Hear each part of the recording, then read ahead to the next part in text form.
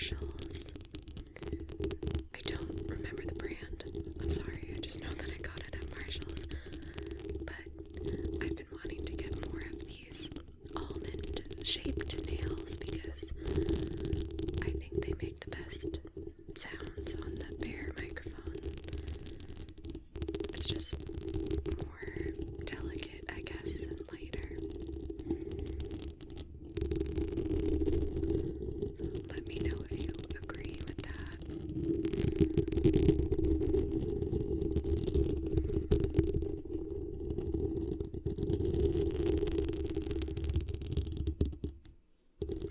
So I hope you've been doing well.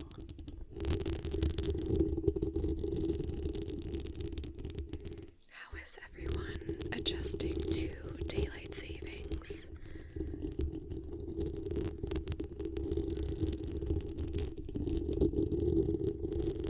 I love that the days are longer and we have more sun. I feel like I've been getting outside a lot more. I've been going for walks every day, which I haven't done in a while. I had mostly switched to like weight training and treadmill stuff like at home, but I used to go for walks all the time outside, so it's been really nice to start that up again.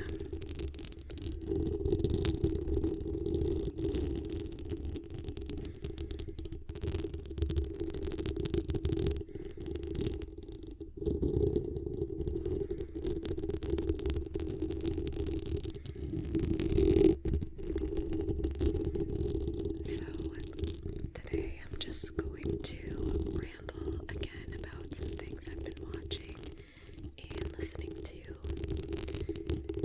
And I wanted to start with Daisy Jones and the Six, which I've been watching on Prime Video. There's been 8 episodes already, which is kind of crazy. They dropped 3 episodes the first week, 3 episodes the second week, and then another 2 episodes yesterday. I'm not sure how I feel about that schedule.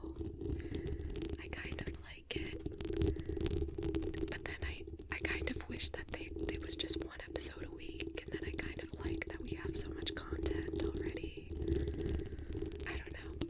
I definitely like when episodes are spread out more than like when they're all dropped all at once. Like I actually like what Netflix has been doing, where they split seasons in half. Even though I think I've talked about this before, but like I know that's obviously a cash grab, like to get people to extend their subscriptions. But I like it.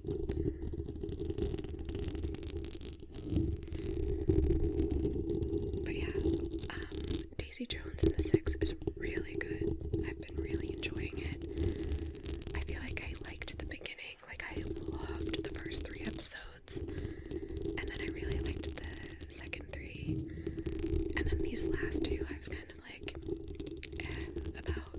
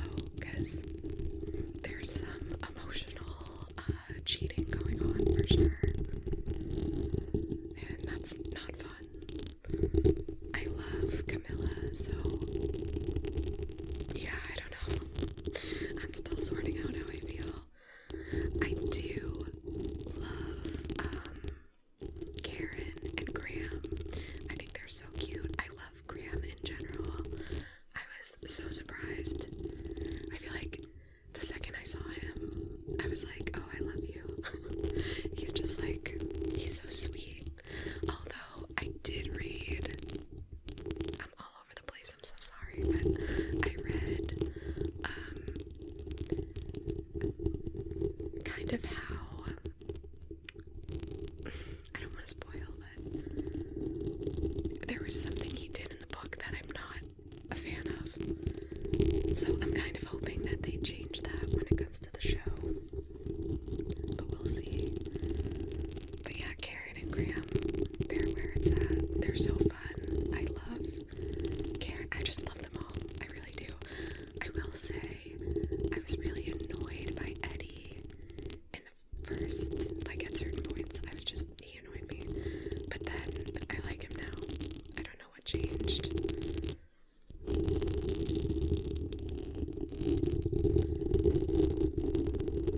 I also love that the cast is so close with each other. Every time I see their TikToks or interviews, you can tell that they really got along and they had a lot of fun, and I think that is really beneficial for the show.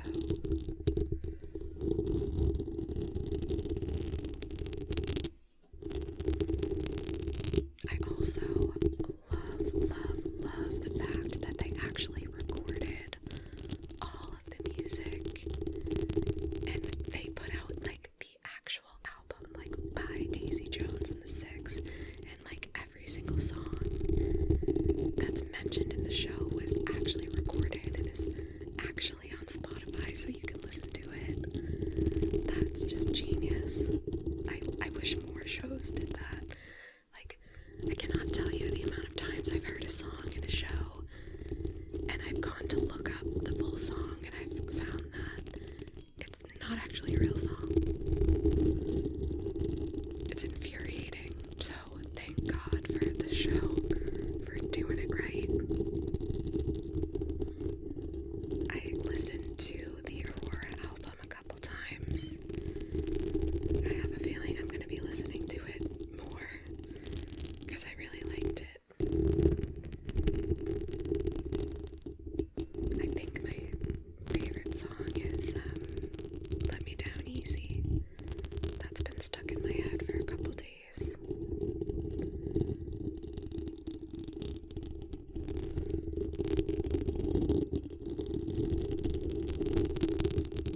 I also really been liking The River.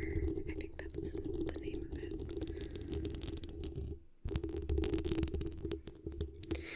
Sam Claflin's voice, I realized when I was listening to it, his singing voice sounds a lot like Bono from U2.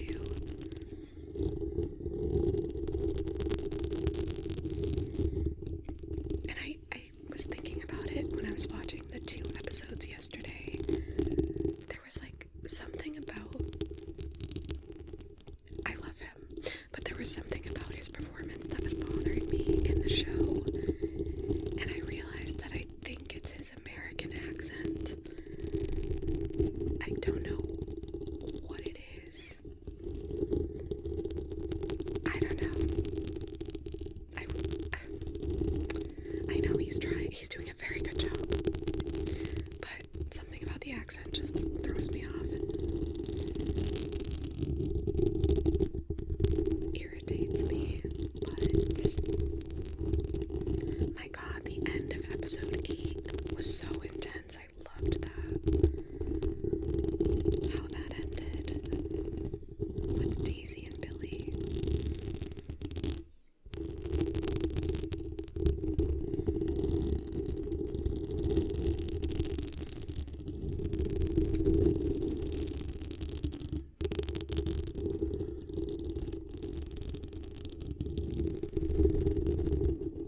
I also listened to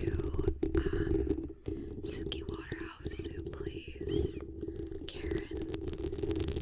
After I listened to Aurora, I was curious about her music because I had seen some of it on TikTok, but I never actually listened to it. So I put on her album. I forget what it was called, but it was from like 2022. And it was pretty good. I think I'll listen to it again. I really like the song Moves. That's also been stuck in my head for a couple of days now.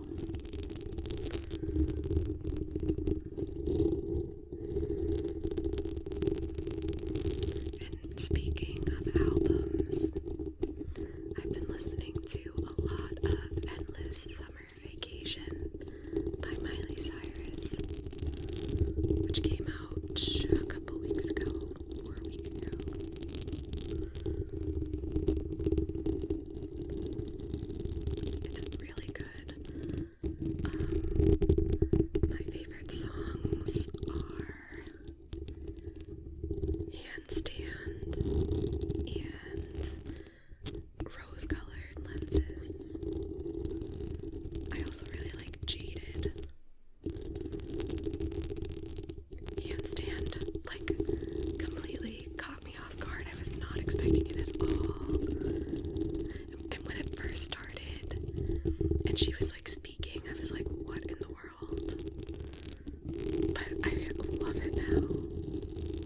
by the time I got to the end, I like already wanted to listen to it again from the beginning, and then now it just hits.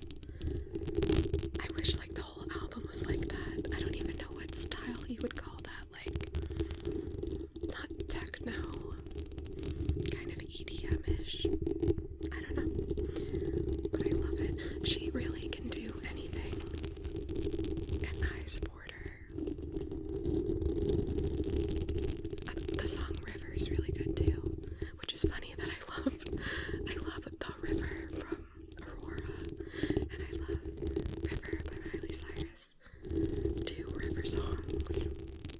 There's actually, now that I'm thinking about it, there's a lot of songs with River in the title, because there's River by Leon Bridges, which I love, and then Rivers and Roads by, is it The Head and the Heart? That song's been used in a lot of TV shows that I like. Anyways, yeah, Miley Cyrus's album was really good, and I watched her backyard sessions on Disney Plus, where she performed most of the songs from the album. I wish that she had performed all of them. I don't know why she didn't, because I gladly would have sat there for like an hour and a half and watched her just perform the album front to back and explain every song.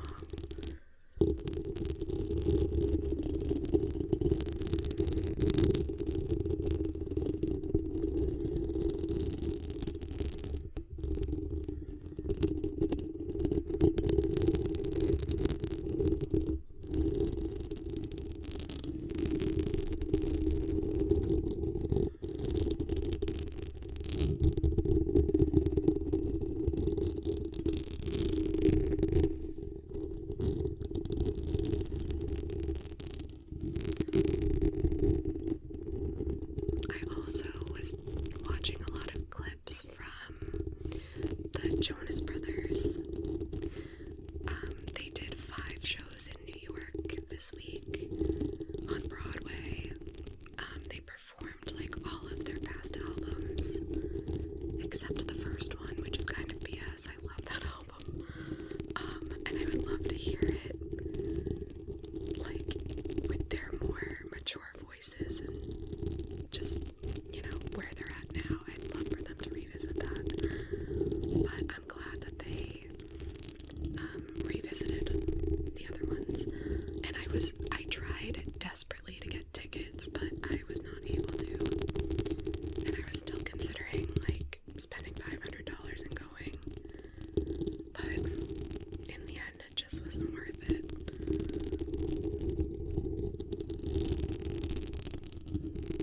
But I did watch a lot of the clips. I saw one yesterday of, you know, in Camp Rock when, what's her name, Caitlin is like playing the keyboard, and Mitchie is like, wow, she's really good. There was a clip of Nick at like the piano, and he said that, he was like, wow, she's really good, and like the audience I don't think picked up on it at the time. So I'm so glad it was on video, because it was freaking hilarious. And I saw the sweetest clip of Kevin waving to his daughters in the audience. Oh my god, it was so sweet. I love Kevin.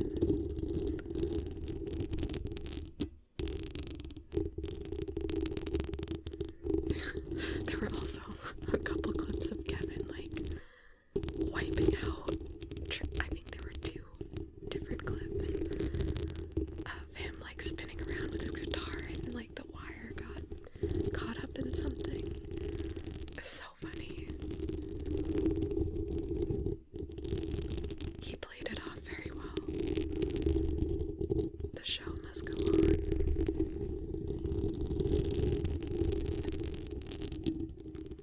And I'm pretty sure it was I think it was last night, Friday night. It was either Friday or Thursday that I'm pretty sure they performed songs from their new album that comes out in May.